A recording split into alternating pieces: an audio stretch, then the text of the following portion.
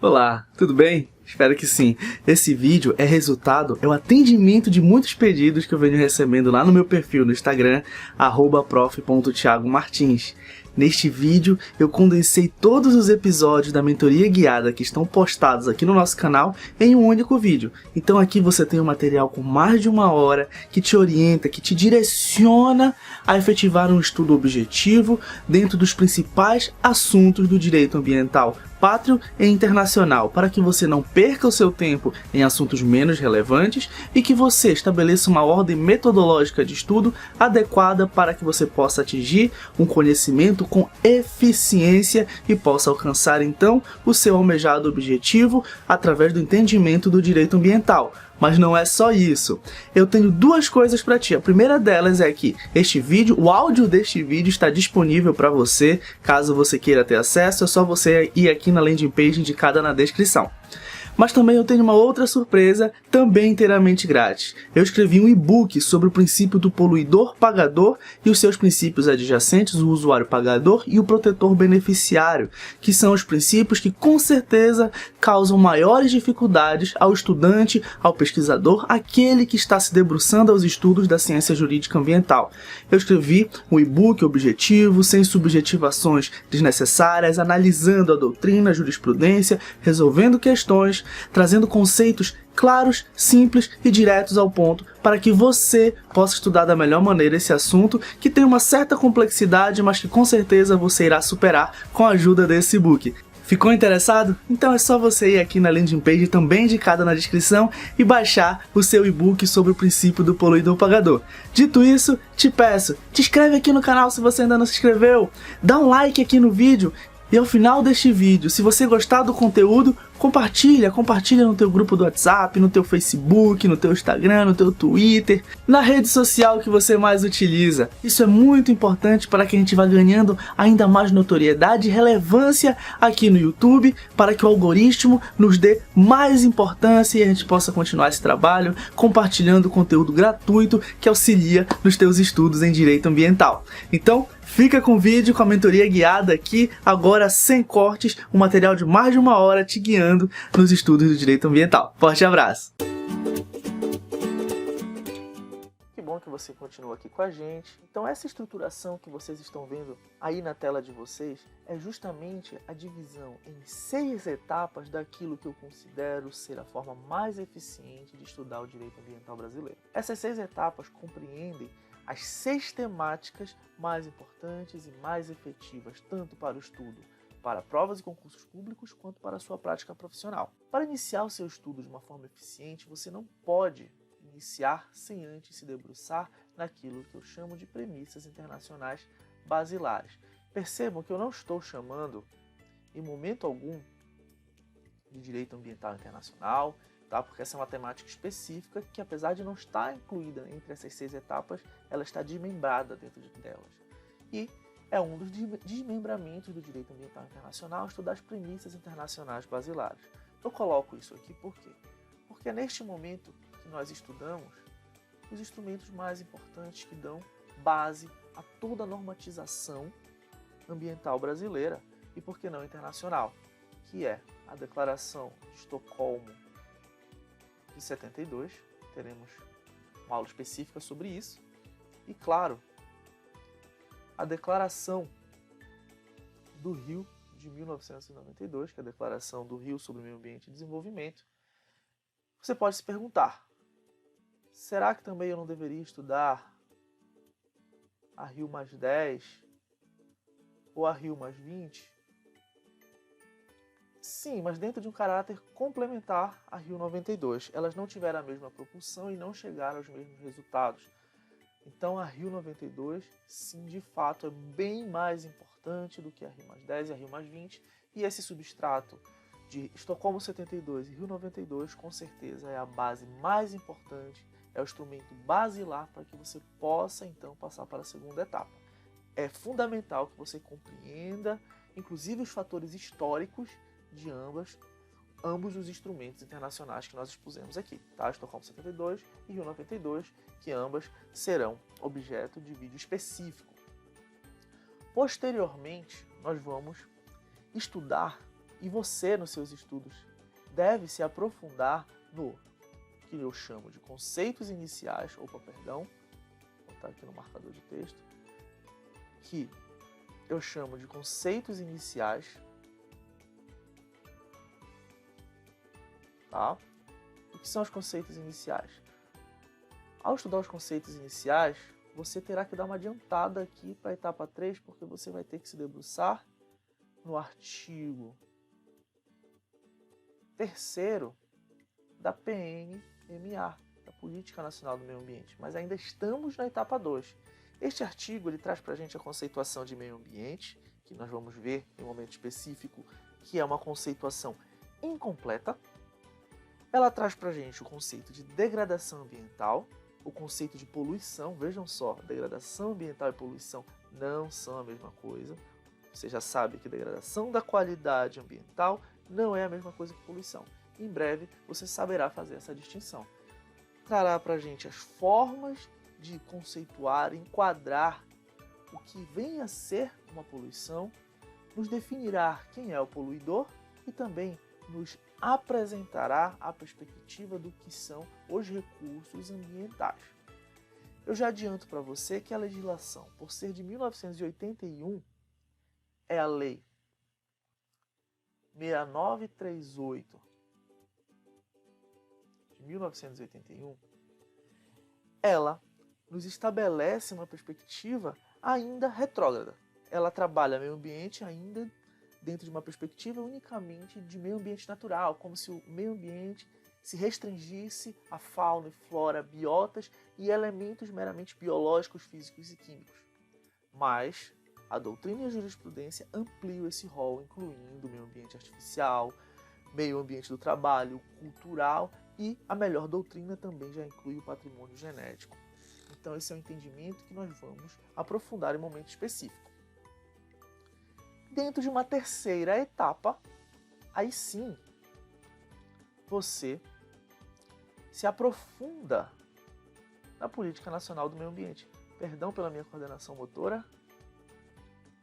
Você se aprofunda e introduz a Política Nacional do Meio Ambiente nos seus estudos. Tá? A Política Nacional do Meio Ambiente, a PNMA, a Lei 6938 de 81, ela é quem vai trazer para a gente, como você já sabe, os conceitos sobre meio ambiente, poluição, degradação, poluidor, recursos ambientais, mas também ela vai trazer para a gente instrumentos de extrema importância, como o SISNAMA, que é o Sistema Nacional do Meio Ambiente.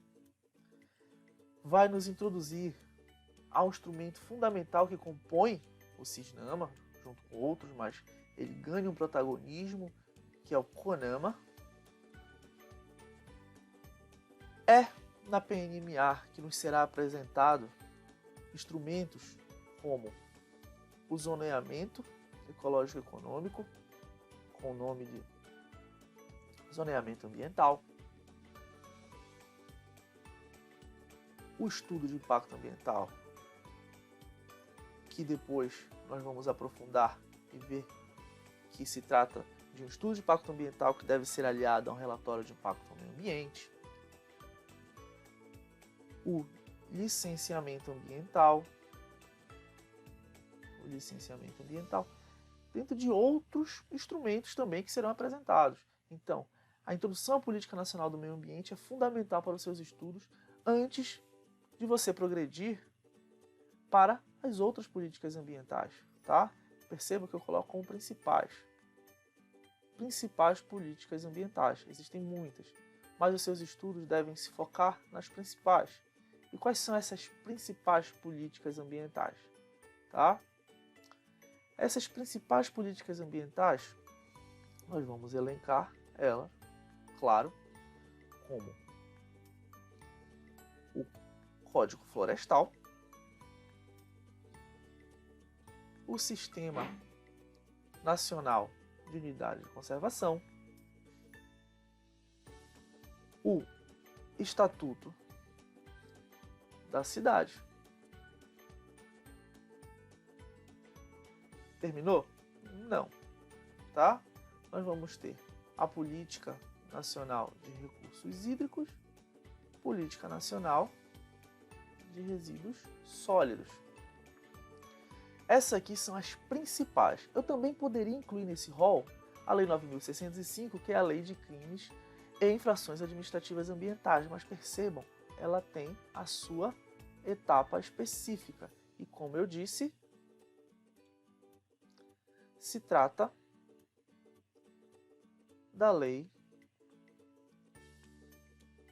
de Crimes Ambientais, que é o nome que nós nos convencionamos a chamar, mas o nome correto é a Lei de Crimes e Infrações Administrativas Ambientais, que é a Lei 9.605 de 98.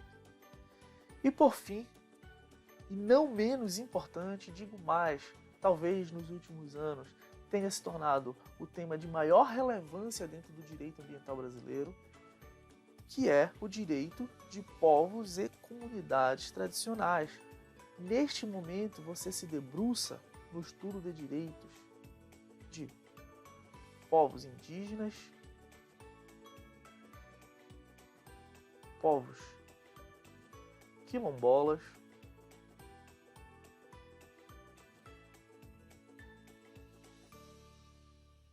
povos ribeirinhos que vivem às margens dos rios e muitos outros. Aqueles que nos agraciam com seu conhecimento tradicional, com a sua forma peculiar de viver, que é fundamental para a manutenção do meio ambiente ecologicamente equilibrado. Neste momento aqui, você estudará, por exemplo, a Política Nacional de Desenvolvimento Sustentável para Povos e Comunidades Tradicionais, o Decreto 6040 de 2007, o novo marco da biodiversidade, que é um retrocesso ao que tange anos de lutas na proteção do conhecimento tradicional, que é a Lei 13123 de 2015. Então, esta aqui é a premissa básica para o seu estudo do direito ambiental. Daqui para frente, eu vou tratar cada etapa dessa de uma forma bem diminuta para que você possa também compreender como estudar cada etapa, ok? Mas eu espero que você possa ter compreendido essa nossa divisão e que a partir daqui você já tenha algum critério para iniciar os seus estudos do direito ambiental brasileiro. Então, vem comigo, vamos continuar.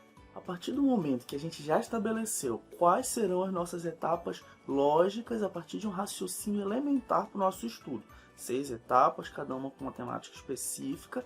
Agora lembrando, essas temáticas elas se desdobram. Então, dentro de cada temática também há uma forma estipulada de se estudar. Então, nós vamos iniciar agora com a etapa 1, no qual vamos dar mais importância para Estocolmo 72 e Rio 92, mas nós vamos também estabelecer que dentro de cada etapa, como nós faremos agora na etapa 1, nós vamos dar um norte, uma essencialidade, uma prioridade a alguns temas, como por exemplo, na Rio 92 vamos falar, por exemplo, sobre a inauguração em âmbito normativo do princípio da reparação. É um exemplo importante. Do princípio do poluidor-pagador, outro exemplo importante, ok? Então, prosseguindo o nosso estudo, mais uma vez agradecendo você estar aqui com a gente. Na primeira etapa, estudando Estocolmo 72, o que de fato representa este termo, este nome Estocolmo 72? Bem, primeira conferência internacional tratando da esgotabilidade dos recursos ambientais, do meio ambiente e seus recursos. Até então, naquele momento, se acreditava que o meio ambiente e seus recursos eram elementos inesgotáveis. Ou seja, os recursos ambientais, sejam eles quais forem, para o entendimento da época, era inesgotável. Tá? Água inesgotável, nós sabemos que água é um recurso ambiental finito, petróleo inesgotável, minério inesgotável, e hoje sabe-se que são recursos ambientais esgotáveis, e se não houvesse um repensamento, uma ressignificação da exploração desses recursos, as futuras gerações padeceriam devido à nossa insustentabilidade. Então, Estocolmo 72 se trata da Conferência das Nações Unidas sobre o Meio Ambiente Humano, que ocorreu no ano de 1972, no século XX, no século passado, né? Meados da segunda etapa do século passado. que deu origem à Declaração da Conferência das Nações Unidas sobre o Meio Ambiente Humano, que nós chamamos de Estocolmo 72, tá? Então, o que nós chamamos de Estocolmo 72 não é bem a conferência, tá? Me perdoe mais uma vez aqui a minha falta de coordenação motora aqui na mesinha. Bem, o que nós chamamos de Estocolmo 72, na verdade, é a conferência. Minha coordenação motora é péssima, tá? Então é a Conferência das Nações Unidas sobre Meio Ambiente, tá? Humano, que foi originado nas discussões da Conferência das Nações Unidas sobre o Meio Ambiente Humano. E essa perspectiva ela é muito importante. É muito importante que nós saibamos do que nós estamos falando, porque se trata do primeiro documento do direito internacional, de direito internacional, a reconhecer o direito humano ao meio ambiente de qualidade, que é aquele que permite o homem viver com dignidade. É o que nós chamamos de meio ambiente ecologicamente equilibrado. Ecologicamente, equilibrado. Nós já vamos ver que este termo se repete diversas vezes no nosso ordenamento jurídico ambiental, incluindo na Constituição Federal. Eita! Hoje não está saindo quase nada aqui na mesinha. Equilibrado, ok?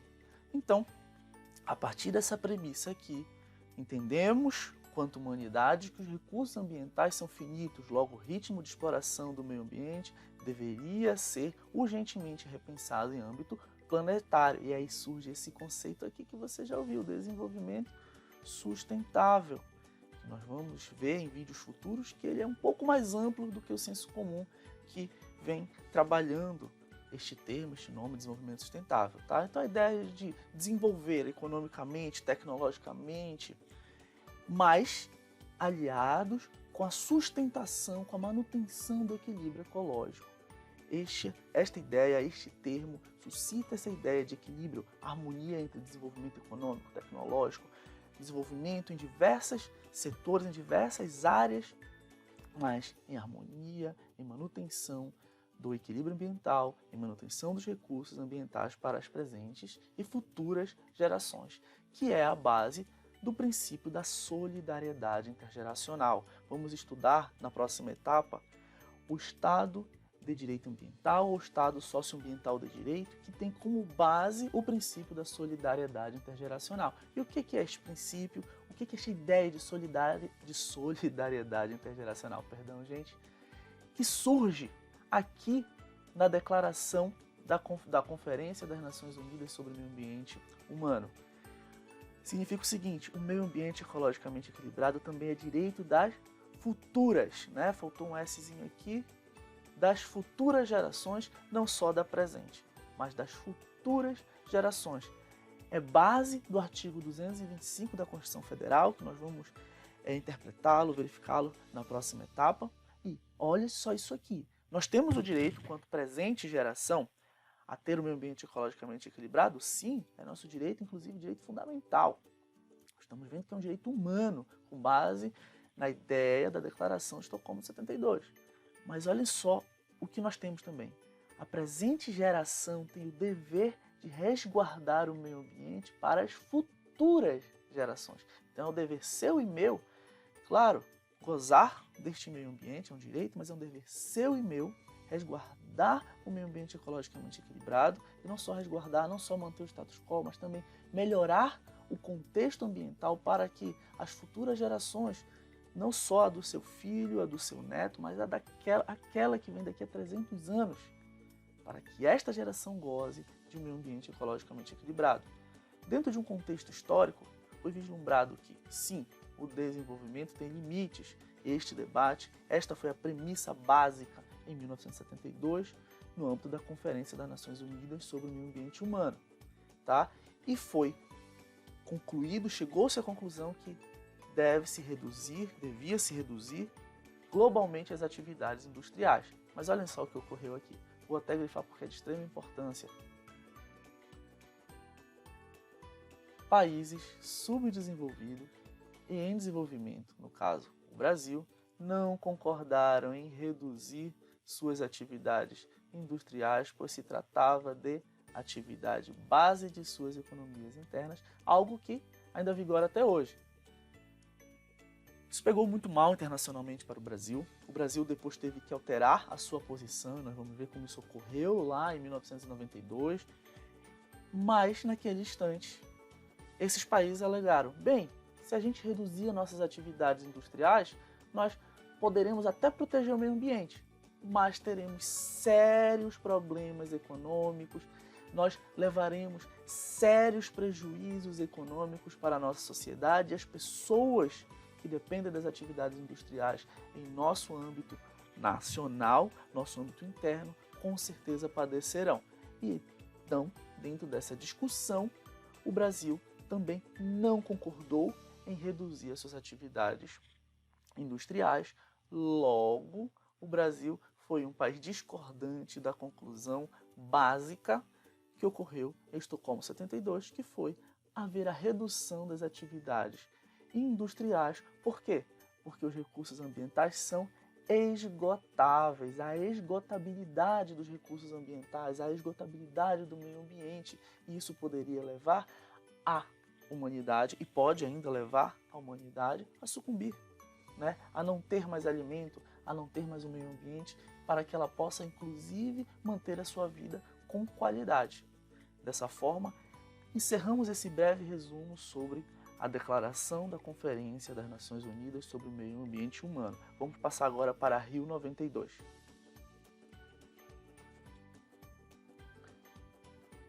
Continuando aqui o nosso diálogo, agora focado na Rio 92, em 1992, no Rio de Janeiro, aqui no Brasil, estado do Rio de Janeiro, diversos chefes de Estado se reuniram para debater o mesmo assunto que se debateu em Estocolmo 72, desenvolvimento sustentável, limites para o desenvolvimento, a forma em que se deve pensar a relação entre desenvolvimento e gestão do meio ambiente. E neste momento ocorreu um evento paralelo a este encontro de chefes de Estados que se chamou Cúpula da Terra. E durante a Cúpula da Terra se chegou a um substrato que é o documento chamado Declaração do Rio sobre o Meio Ambiente e Desenvolvimento, ou, sem sombra de dúvidas, o mais importante instrumento internacional direcionador do direito ambiental em âmbito pátrio e, por que não, em âmbito internacional. Tá? São 27 princípios focados no desenvolvimento sustentável, dignidade humana, meio ambiente e obrigações dos Estados na gestão, manutenção e reparação do meio ambiente. São 27 princípios importantíssimos, tá? E esses 27 princípios, eles estão estruturados em forma de oração. É um texto, né? Eles não estão escritos como nós estamos acostumados. Princípio da reparação, princípio do poluidor-pagador, mas sim são textos no qual parâmetros principiológicos são estabelecidos. E dentro desses textos que a declaração chama de princípio, nós vamos ter a emanação de princípios importantíssimos para o direito ambiental brasileiro, como o princípio da prevenção e precaução, o princípio da informação e participação, o princípio da reparação integral do dano ambiental, que foca a restituição do status quo ante, o princípio do poluidor-pagador, que já tem vídeo aqui no canal tratando sobre o assunto.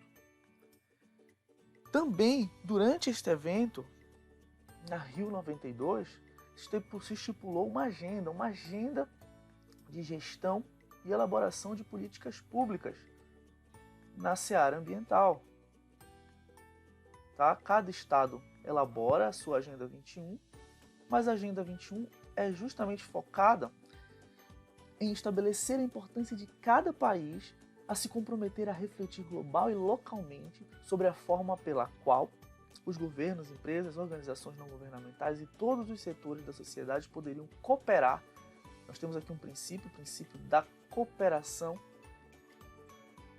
ambiental, importantíssimo também, no estudo de soluções para problemas socioambientais, ou seja, a junção das questões sociais com as questões ambientais. Então, a Agenda 21 nada mais é do que um plano de ação a ser adotado globalmente, nacionalmente e localmente. Um plano de ação global, nacional e local. Durante a Rio 92, também se estipulou, chegou-se a outro substrato, que é a Declaração de Princípios da Floresta. É também uma declaração de gestão sem força jurídica, sem força normativa internacional, mas recomendações muito importantes se estabelecem neste instrumento. Recomendações para a conservação e o desenvolvimento sustentável florestal, ou seja, tange sobre a gestão florestal de florestas ao redor do globo, sem força jurídica obrigatória.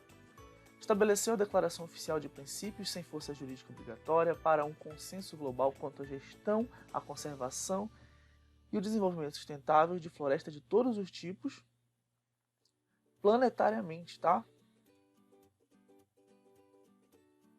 É um contexto planetário aqui que nós temos. Tá? Um contexto planetário. Ainda se desenvolveu ao longo deste evento 3 convenções. A Convenção das Nações Unidas de Combate à Desertificação, é um substrato de debate de 192 países, no qual o Brasil também é signatário, de combate à desertificação e mitigação dos efeitos das secas. Tá? Ela é focada em espaços áridos, semiáridos e semiúmidos, secos, particularmente onde residem as populações mais pobres do planeta. Aqui, então, nós vamos ter a Convenção da Diversidade Biológica, a CDB, mais uma vez aqui a minha coordenação motora me pregando uma peça. Nós vamos ter aqui a CDB, tá? A CDB. A CDB, ela é um tratado internacional multilateral, diversos países são parte nesse tratado, e ela trata sobre a utilização sustentável da diversidade biológica, incluindo a transferência dessa diversidade entre os estados partes, tá? Trazendo a perspectiva de repartição de benefícios entre esses estados. E por fim aqui, a Convenção Quadro das Nações Unidas sobre Mudança do Clima, tema extremamente ainda atual, infelizmente, as mudanças climáticas, um assunto de extrema importância e que muito nos preocupa. E claro, você também deve dar uma priorização, mas desses 3 aqui, eu sugiro que você priorize, antes de qualquer coisa, a CDB. Então, por fim, nós temos que a Declaração ratificou os princípios estabelecidos na Declaração da Conferência das Nações Unidas sobre o Meio Ambiente Humano, Estocolmo 72. E neste momento aqui a gente termina esta primeira etapa de estudo neste guia que nós estamos estabelecendo para que você possa estudar o direito ambiental de forma adequada. Vamos continuar o nosso estudo. Superada a etapa 1, vamos para a etapa 2. Agora vamos estudar os conceitos fundamentais de meio ambiente e passaremos para os princípios do direito ambiental. Sim, é a etapa mais longa, talvez a etapa mais teórica e mais detalhada, mas é a etapa mais importante. Dê uma atenção especial a essa etapa de estudo. Não pule. Pesquise a doutrina, resolva questões e principalmente analise a jurisprudência de como ela interpreta os princípios. E, por favor, não deixe os conceitos que estão no artigo 3º da Lei 6938 de 81 mal entendidos. Entenda-os. Verifique como a doutrina e a jurisprudência vêm os aplicando, por exemplo, como eu já disse no início do nosso vídeo, o artigo 3º, inciso 1º, que trata do conceito de meio ambiente na política nacional do meio ambiente está incompleto. Por ser uma lei de 81, ela trata retrogradamente apenas de meio ambiente natural. Além do meio ambiente natural, nós temos meio ambiente cultural, artificial, do trabalho, e a melhor doutrina também já inclui entre o rol do tipo de meio ambiente o patrimônio genético. Então, dentro dessa perspectiva, vamos agora analisar os conceitos iniciais do estudo do meio ambiente, do direito ambiental e as premissas elementares dos principais princípios do direito ambiental, claro, a partir de uma análise da melhor doutrina, considerando que eu já trouxe para vocês o fato de que a doutrina jurídica ambiental brasileira não é uníssona, não há uma harmonia entre ela, o que tange quais são os princípios do direito ambiental, o que traz alguns problemas para a interpretação do nosso ordenamento jurídico ambiental. Vamos lá. Continuando aqui a nossa mentoria, este guia que eu estou fazendo com vocês para que vocês possam estudar de forma adequada e eficiente o direito ambiental dentro da perspectiva pátria.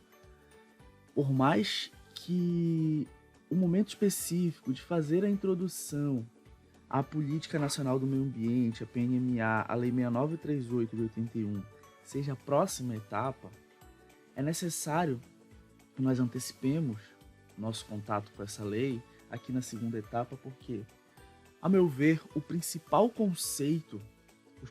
conceitos para que nós possamos estudar adequadamente o direito ambiental, como eu já disse, eles estão presentes no artigo 3º da Lei 6938 de 81, que, como eu já disse, institui a Política Nacional do Meio Ambiente, PNMA. Tá? E neste preceito, que nós vamos debater e estudar ele um pouco melhor em vídeo específico, ele vai ter no seu inciso 1º o conceito de meio ambiente, só que é necessário que a gente ressalte que este conceito, por se tratar de uma lei antiga, de 1981, é um conceito incompleto que alberga apenas a concepção de meio ambiente natural, ou seja, uma perspectiva que ignora a existência de outros tipos de meio ambiente. E nós sabemos que meio ambiente ele não se restringe unicamente ao meio ambiente natural. Tá? Hoje a melhor doutrina aceita de uma forma efetiva, pacífica, a existência e a proteção do meio ambiente natural, mas é necessária a proteção do meio ambiente artificial, do meio ambiente do trabalho, do meio ambiente cultural. E a melhor doutrina já inclui as questões envolvendo o patrimônio genético. Tá? Todos serão debatidos em momentos oportunos aqui no nosso canal. Tá? E também em textos lá no nosso blog. Não esqueça de acessar nosso blog em prof.thiagomartins.com.br. O inciso 2º ele traz a perspectiva de degradação da qualidade ambiental e o inciso 3º a perspectiva de poluição. Olha, não se trata da mesma coisa. Tá? Nós nos acostumamos ao longo do tempo em falar em degradação ambiental ou degradação da qualidade ambiental como se fosse a mesma coisa que poluição, e não é. Por isso o estudo desse artigo 3º e seus conceitos é fundamental, basilar, tá? Para que a gente possa progredir na nossa compreensão do direito ambiental. Degradação da qualidade ambiental é toda alteração adversa da qualidade ambiental. Então, mais à frente nós vamos estudar que, por exemplo, um terremoto que destrói casas, causa derrubada de árvores em uma floresta, de fato, é uma alteração adversa da qualidade ambiental. Aquele meio ambiente foi prejudicado, sofreu prejuízos. Entretanto, ele não goza de um elemento específico para que possa ser poluição, que é a presença do poluidor. Então, quando causada por um poluidor, é poluição. Sempre que a alteração adversa for causada por um poluidor,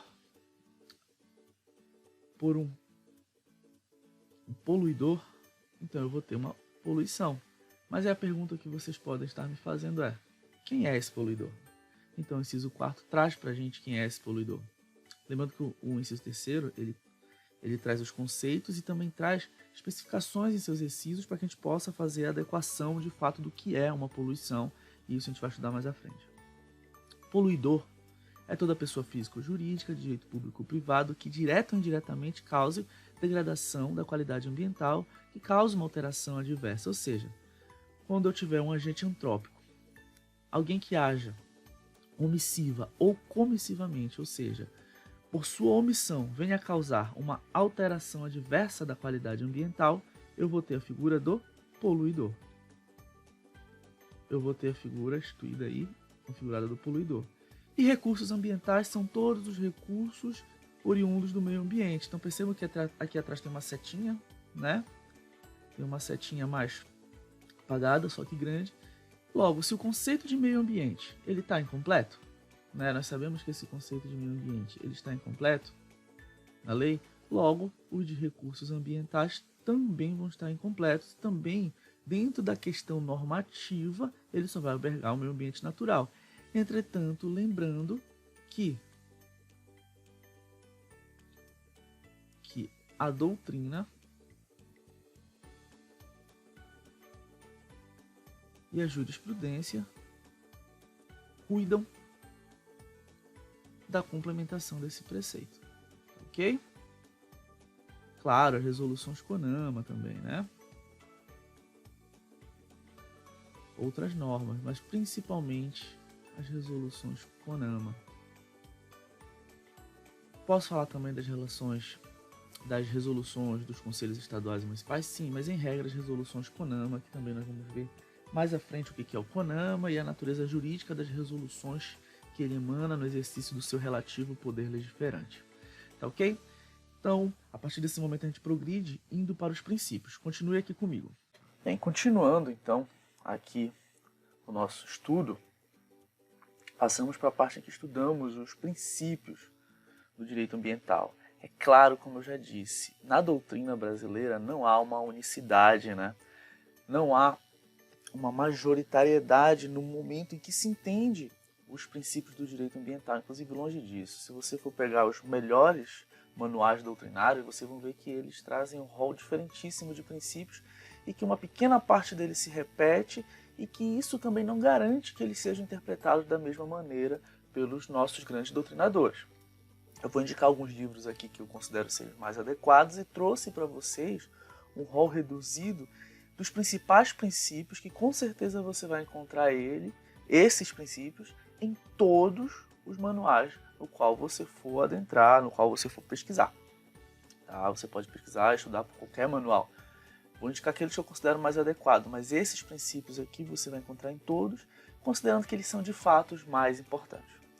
O primeiro deles, o princípio da solidariedade intergeracional, a gente já até abordou no momento que falamos da Estocolmo 72, ECO 92, no qual entendemos que o meio ambiente é um direito não só das presentes gerações, mas das futuras gerações, ou seja, é um direito intergeracional. Logo, as presentes gerações devem agir de forma solidária, mantendo a qualidade ambiental para que quem venha depois de nós, mesmo que seja no futuro longínquo, também goze do meio ambiente, ou um meio ambiente melhor, porque o meio ambiente que nós vivemos não é bom, não é adequado, então nós temos o dever de melhorar esse status ambiental para as pessoas que vêm depois da gente, né? Então, esta aqui é a ideia do princípio da solidariedade intergeracional, e para que isso ocorra, nós temos que agir de forma harmônica, nós temos que agir de forma sustentável, compatibilizando o desenvolvimento nas suas escalas multidimensionais, ou seja, desenvolvimento econômico, tecnológico, qual desenvolvimento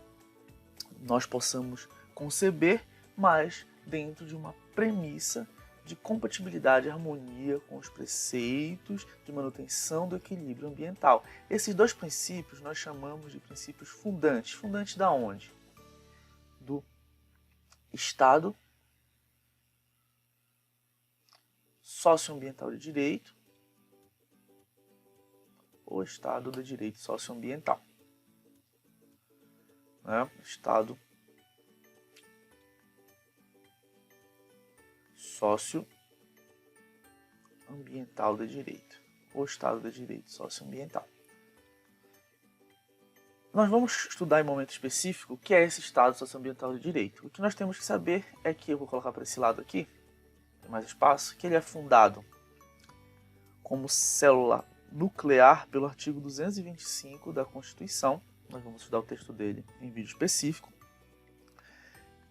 Ele tem como base também, a partir do artigo 225, é claro, numa leitura conforme do próprio artigo 3º da Constituição, que fala sobre os objetivos da República Federativa do Brasil, artigo 215 e 216 também da Constituição, que nós vamos ter a perspectiva de meio ambiente cultural, Estado pluriétnico, multicultural, artigo 225, como já falamos, artigo 182, no qual vão ser elencadas as perspectivas de meio ambiente urbano, que não é a mesma coisa do que meio ambiente artificial.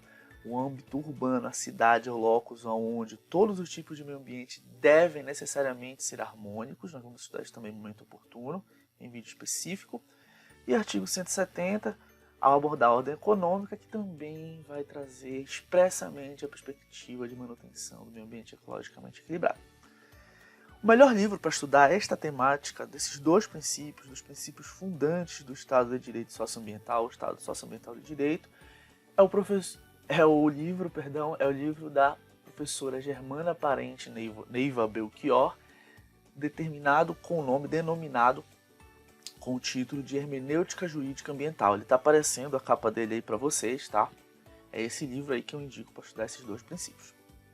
Posteriormente, nós vamos ter o princípio da informação e participação. O cidadão exerce a cidadania socioambiental estando informado para que ele possa participar. É um direito do cidadão ter as informações ambientais para que ele possa participar dos processos decisórios relativos ao meio ambiente, considerando que o meio ambiente é um patrimônio comum, como diz o próprio professor Ed Milaré. É um bem de todos, mas ao mesmo tempo não é de ninguém. É de perspectiva difusa. Também é um dever, lembrando que o próprio artigo 225, como nós vamos ver em outro momento, diz que é dever do poder público e da coletividade a manutenção do meio ambiente ecologicamente equilibrado. Então, para que eu possa exercer este meu dever, eu preciso estar informado. Para que eu possa participar, eu preciso estar informado. Tá? E assim eu exerço o que nós chamamos de cidadania socioambiental. O princípio da prevenção e precaução são princípios antecipatórios a um possível dano, tá? São princípios que me obrigam a agir de forma a prevenir, a precaucionar possíveis danos ambientais, ou mesmo reduzir perigos, riscos. Vamos estudar a teoria do risco ambiental, teoria do risco lá do Urich-Beck, vamos estudar dano ambiental mais à frente. Mas eles não são sinônimos, apesar de parecerem. Prevenção vai ocorrer sempre que eu tiver a certeza do perigo, a certeza do possível dano, caso eu não haja de uma determinada maneira ou haja de uma determinada maneira. E a precaução é sempre quando a incerteza versar sobre este mesmo quesito. Sempre que quando eu não souber o que pode acontecer se eu agir ou deixar de agir, eu vou estar na seara da precaução, e nenhum desses dois momentos, de certeza ou incerteza, se afasta a necessidade de se aplicar medidas antecipatórias à proteção do meio ambiente, à redução de riscos, ao evitamento de danos ambientais. E no momento da precaução, também nós vamos ter a perspectiva da figura de que alguns doutrinadores vêm a chamar de princípio adjacente, mas é a ideia, independente de como você considere, do indubio pro natura.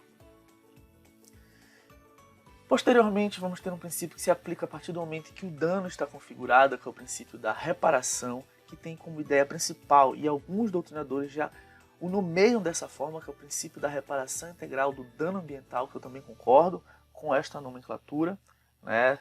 E este princípio vai dar base ao que nós vamos estudar mais à frente, que é a tríplice responsabilidade ambiental penal, civil e administrativa, que tem as suas perspectivas próprias, e neste momento nós vamos analisar muito a jurisprudência e a evolução da jurisprudência, principalmente no Superior Tribunal de Justiça. Por fim, o famigerado princípio do poluidor-pagador. No momento em que eu gravo esse vídeo, já tem vídeo no nosso canal falando sobre o princípio do poluidor-pagador e seus princípios adjacentes, que é o princípio, os princípios do protetor-recebedor e o princípio do usuário-pagador, tá? Que nesses vídeos específicos você pode entender, são 3 vídeos que você pode entender do que a gente está falando, e eles são pautados pela ideia de internalização e externalidades negativas. Para estudar esses princípios, eu vou indicar 3 livros de forma elementar para que você possa entendê-los, tá? Os 2 primeiros são 2 grandes nomes do direito ambiental brasileiro, eu diria os 2 grandes nomes do direito ambiental brasileiro, na verdade 3 grandes nomes que eu vou indicar aqui. Um é o livro do professor Fiorilo, curso de Direito Ambiental Brasileiro, o outro é o livro Direito Ambiental Brasileiro, do professor Paulo Afonso Leme de Machado, e o outro é o livro do professor Ed Milaré, Direito do Ambiente. É um livro imenso, muito grande, é o mais caro de todos, mas se você quiser investir de fato, aprofundar o seu conhecimento, esse livro é necessário. Caso o seu conhecimento vise uma perspectiva mais básica, os outros 2 eles já são suficientes. Mas tem um livro que é o que eu mais gosto, que eu utilizo para formatar minhas aulas, eu indico aos meus alunos, que é o livro Manual de Direito Ambiental, do professor Romeu Tomé. É um livro excelente, extremamente didático, direto ao ponto. Você vai encontrar todos esses princípios lá e de uma forma muito clara ele nos explica. Então, esses livros você já deve ter percebido que eles foram aparecendo aí na sua tela, e nesse momento aparece aí a capa do livro do professor Romeu Tomé, tá ok? Então aqui a gente termina a nossa segunda etapa, e a partir desse momento a nossa mentoria vai ficar um pouquinho mais rápida, porque as bases eu já trouxe, e aí a partir de agora passamos para a nossa terceira etapa e vamos introduzir a Política Nacional do Meio Ambiente. Agora vamos para a terceira etapa. A terceira etapa de estudo versa sobre a introdução à Política Nacional do Meio Ambiente. Como vocês já sabem, a Política Nacional do Meio Ambiente é preceituada, é prevista na Lei 6938 de 1981. É uma lei, claro, anterior à Constituição Federal de 1988, contudo recepcionada em sua integralidade pela mesma. Logo, a Política Nacional do Meio Ambiente, Lei 6938 de 81, foi recepcionada em sua íntegra pela Constituição Federal de 1988. Isso é muito importante que esteja assentado em seus estudos. E a partir daí nós vamos interpretá-la e verificar os seus aspectos de suma importância. E aqui eu ratifico. Dentro desse aspecto de suma importância, nós temos que dar um enfoque elementar ao Sistema Nacional de Meio Ambiente, o SISNAMA, e o protagonismo do CONAMA, o Conselho Nacional do Meio Ambiente, dentro desse sistema. Vamos entender por quê? Vamos lá! Continuando aqui a nossa empreitada, nosso estudo, nosso diálogo sobre a terceira etapa, introdução à Política Nacional do Meio Ambiente, nós já sabemos que a Política Nacional do Meio Ambiente ela está estipulada na Lei 6938 de 81, nós já falamos sobre isso, e dois elementos, na verdade dois preceitos aqui que eu quero trazer como elemento vital para os seus estudos aqui, que é o SISNAMA, que está preceituado no artigo 6º da Lei 6938, é o Sistema Nacional do Meio Ambiente, e ele na verdade corresponde a uma sistemática de gestão ampla dos recursos ambientais e de proteção e fiscalização do meio ambiente no Brasil. Tá? Nós vamos ter uma aula específica só sobre o SISNAMA, mas rapidinho para te mostrar a estruturação dele aqui. Ele é formado pelo órgão superior, que é o Conselho de Governo. Ele é formado pelo órgão consultivo e deliberativo, que é o CONAMA. O CONAMA é o Conselho Nacional do Meio Ambiente, está previsto no artigo 8º da Lei 6938 de 81. Ele tem uma relativa capacidade legiferante, ou seja, uma relativa capacidade de editar normas, e essa capacidade ela é externalizada através das resoluções CONAMA, famosas resoluções CONAMA. Dentre elas nós podemos citar a famosa resolução 237 de 97 do CONAMA, que fala sobre licenciamento ambiental, que veio a ser em boa parte substituída pela Lei Complementar 140 de 2011, ou até mesmo a resolução 01 de 86, que fala sobre o estudo de impacto ambiental. Nós temos o órgão central, que é externalizado, que é representado pelo Ministério do Meio Ambiente, o MMA, que, sob sua tutela, terá os órgãos executores, o IBAMA e o ICMBio, né? O IBAMA, que trata e trabalha a execução e a fiscalização do meio ambiente no Brasil inteiro, o ICMBio, que tutela, fiscaliza, gere as unidades de conservação no Brasil, o órgão seccional, órgãos seccionais, que são os órgãos e entidades ambientais dos estados, e o órgão local, órgãos locais, que são os órgãos e entidades ambientais nos municípios. Tranquilo, gente? Então, a partir desse momento a gente vai evoluir e falar sobre alguns dos mais importantes instrumentos previstos na Lei 6938 de 81, tá? Continua aqui comigo. E continuando aqui o nosso estudo, fazendo só um parênteses aqui, te agradecendo mais uma vez por você estar aí acompanhando aqui esse nosso diálogo, acessando o nosso canal, acessando o nosso conteúdo. Te peço mais uma vez, dá um like aí, compartilha o conteúdo, se inscreve no canal, é de suma importância para que eu possa continuar produzindo conteúdo de forma gratuita e com qualidade para o maior número de pessoas. Então, gente, rapidinho aqui para a gente terminar essa etapa, a Política Nacional do Meio Ambiente, Lei 6938, no artigo 9º, ela estabelece vários, na verdade são 13 São 13 instrumentos em 13 incisos, né, de suma importância para a gestão e fiscalização dos recursos ambientais do meio ambiente no Brasil. Elenquei 3, considerando que esses são os de maior importância e que são os que mais têm discussão na jurisprudência e na doutrina, que é o zoneamento ecológico econômico, a lei chama de zoneamento ambiental, a avaliação de impactos ambientais, que a gente tem como exemplo o EIA-RIMA, né? O estudo de impacto ambiental e relatório de impacto ao meio ambiente, que nós vamos estudar em momento oportuno, o EIVE, o estudo de impacto de vizinhança, que também é um tipo de AVA, né? De avaliação de impacto ambiental, e está previsto na Lei 10.257 de 2001, do Estatuto da Cidade, que também nós vamos estudar em momento oportuno. O licenciamento ambiental, o mais famoso dos instrumentos, com certeza, que leva em consideração diversos fatores para poder conceder as licenças ambientais, que em regra são a licença prévia, licença de instalação e a licença de operação, cada uma em seu procedimento específico, que hoje tem as suas repartições administrativas de competências estipuladas na Lei Complementar 140 de 2011, que em regra substituiu a Resolução 237 do CONAMA, mas que em nenhum momento a eliminou por completo. Logo, este instrumento derivado do relativo poder legiferante do CONAMA, como nós já vimos, ainda tem extrema importância e aplicabilidade em determinados aspectos ao que tange licenciamento ambiental. E aqui a gente termina a nossa terceira etapa e podemos progredir para a nossa quarta etapa. Quarta etapa. Neste momento nós vamos analisar aquelas que são as principais políticas ambientais dentro do nosso ordenamento jurídico ambiental brasileiro.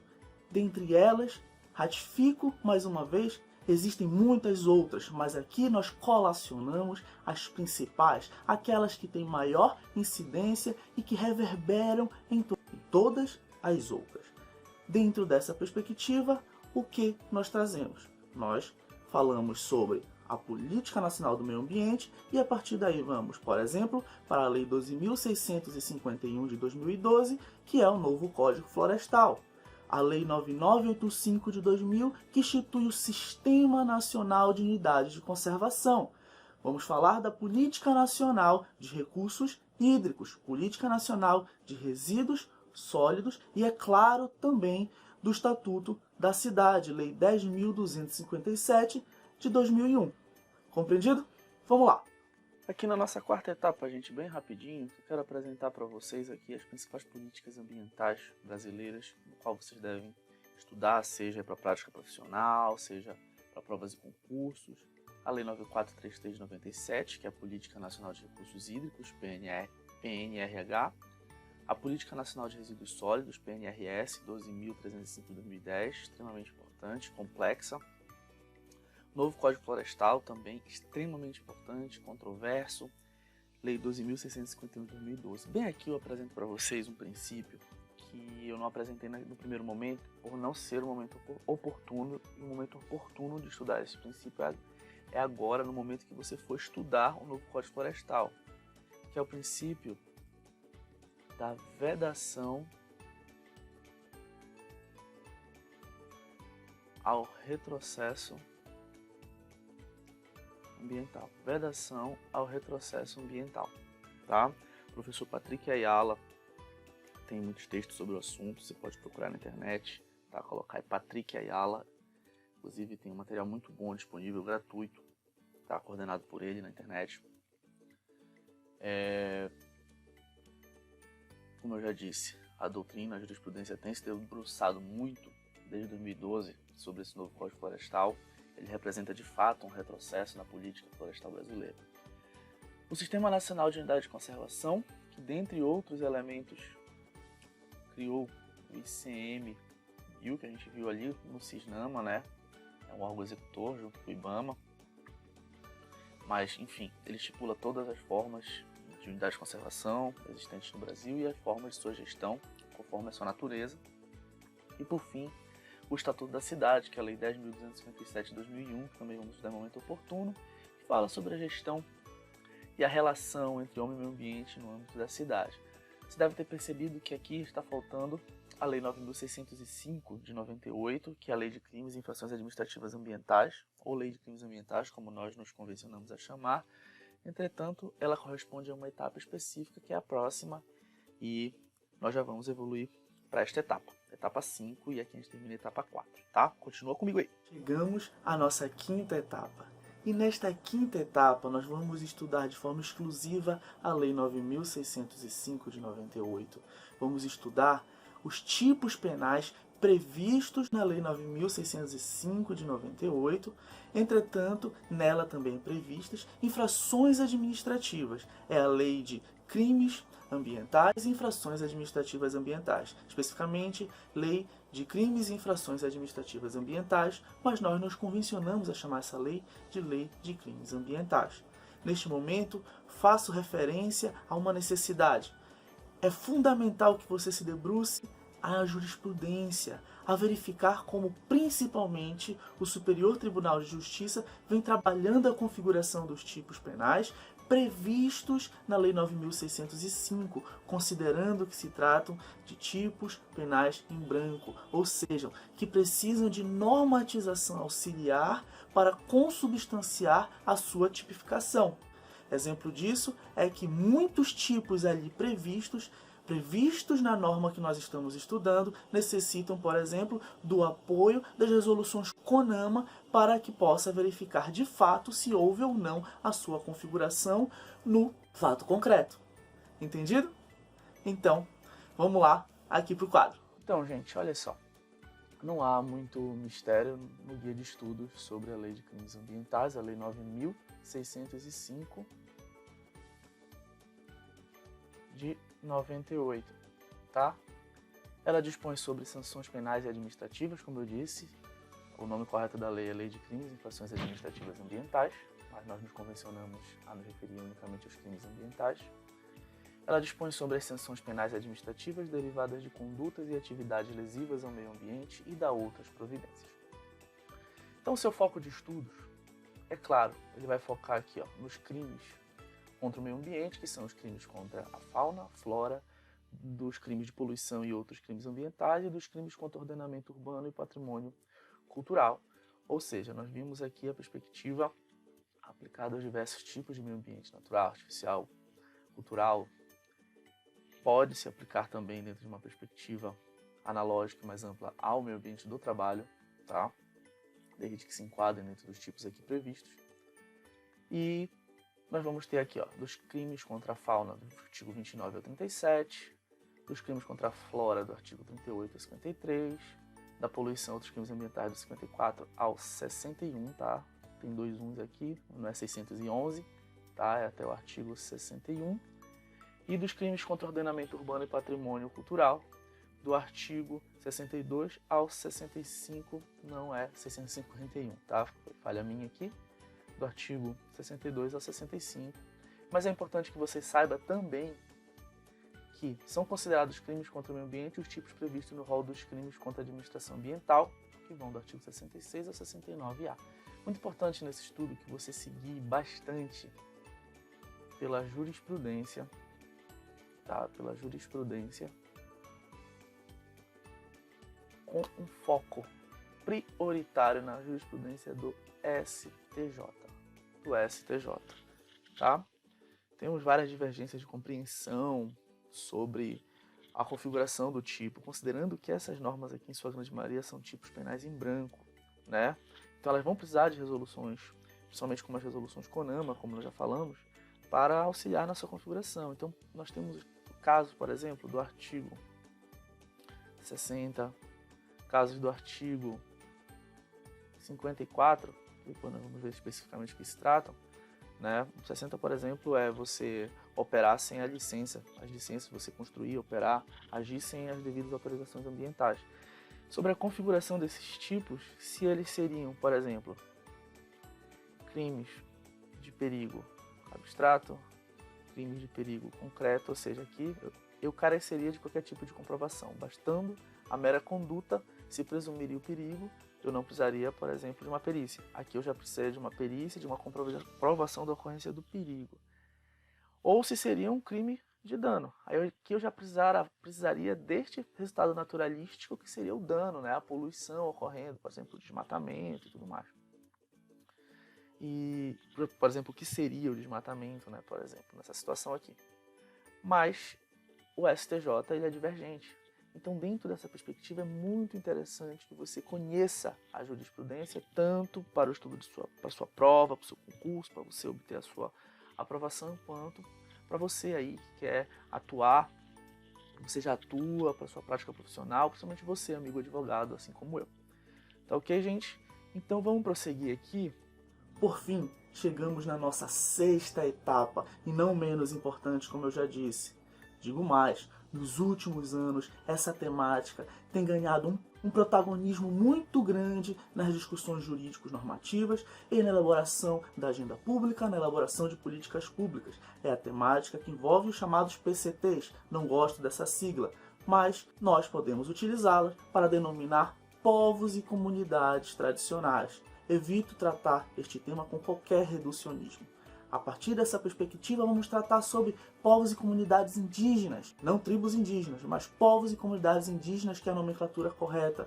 Povos e comunidades quilombolas, não remanescentes quilombolas. Remanescência nos remete a resto, eles não são restos, são elementos presentes e muito importantes para o desenvolvimento sustentável do nosso país. Vamos tratar de povos ribeirinhos, que são extremamente corriqueiros e fundamentais aqui na Amazônia, por exemplo. São aqueles povos que vivem às beiras dos rios e dependem, por exemplo, do fluxo hidrossocial, ou seja, da interação que eles têm com o rio.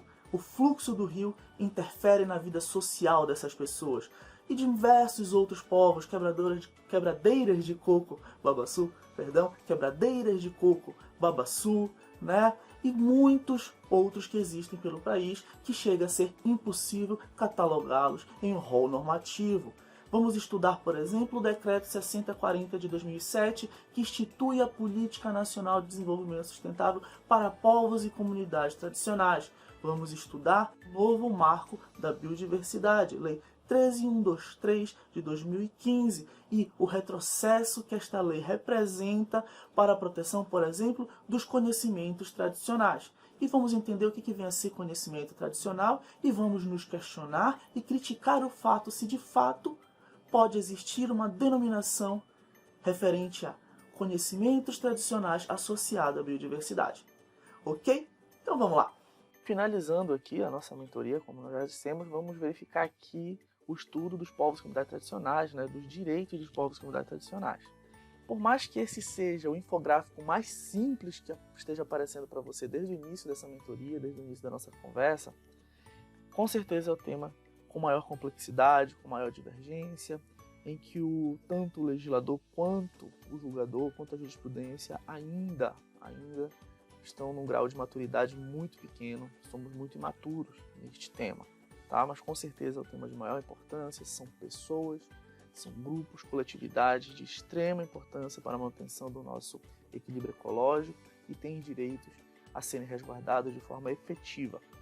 Então, nós temos que primeiro partir da premissa do estudo da autoidentificação, o que é esse direito de se autoidentificar, teremos um vídeo específico para debater isso, e o que vem a ser esse direito de ser consultado prévia, livre e informadamente, ou seja, o que é consulta prévia, livre e informada, que é algo muito superior à mera realização de uma audiência pública. Para isso, o estudo da Convenção 69 da OIT é fundamental, da Organização Internacional do Trabalho. Guarde aí a sua dúvida, por que OIT, né? Nós vamos estudar em um momento específico, mas este é o instrumento fundamental para o estudo desses fundamentos aqui. Depois, estudar o que é territorialidade, algo muito superior do que o mero direito à propriedade, e que são direitos territoriais, como eu já disse, não são direitos à propriedade, não é posse unicamente, mas um direito territorial, algo bem mais complexo. E para isso, indico o estudo da DI 3239, que discute justamente um decreto que deve ser estudado, que é o 4887 de 2003, que trata sobre o processo de titulação de territórios quilombolas. A DI trata sobre territorialidade quilombola, mas pode ser abordado e aplicado analogicamente para outros povos e comunidades tradicionais. Decreto 6040, que nós já falamos aqui, que é a Política Nacional de Desenvolvimento Sustentável para Povos e Comunidades Tradicionais. E depois vamos estudar o protocolo comunitário, que se liga diretamente à consulta prévia livre e informada, que é um regulamento interno das comunidades, e para isso é necessário que estudemos o protocolo de Nagoya e essa lei, a Lei 13123, que eu já falei para vocês, que representa um grande retrocesso ao que tange a proteção de direitos de povos e comunidades tradicionais, notadamente na proteção do conhecimento tradicional, que também é um conceito que nós vamos estudar mais à frente. Então é isso, gente. Então aqui a gente termina esse infográfico. Então chegamos ao fim dessa nossa espécie de mentoria, dessa pequena instrução gravada no qual eu lhe dou um direcionamento para que você possa estudar direito ambiental de uma forma profícua, de uma forma eficiente, para que você obtenha sucesso na busca dos seus resultados, seja um concurso público, seja na sua prática profissional. Eu não tive em nenhum momento a intenção de esgotar o conteúdo de todos os temas aqui abordados, até porque todos são muito extensos. Não tive a intenção em nenhum momento de esmiuçar, trazer detalhes, mas eu tive o intuito, o objetivo de direcioná-lo e espero ter alcançado esse objetivo. Se você tem alguma dúvida, é só me mandar um e-mail para contato@proftiagomartins.com.br. Repito, contato@proftiagomartins.com.br. Deixo aqui meu agradecimento, forte abraço, não esquece de dar o like aqui no vídeo, não esquece de compartilhar o nosso conteúdo para que mais pessoas tenham acesso a este material. Inscreve no canal, como eu já disse, é muito importante o seu apoio, o seu like, a sua inscrição, o seu compartilhamento, para que a gente possa continuar produzindo conteúdo de qualidade de forma gratuita para você. Mais uma vez, forte abraço, gratidão!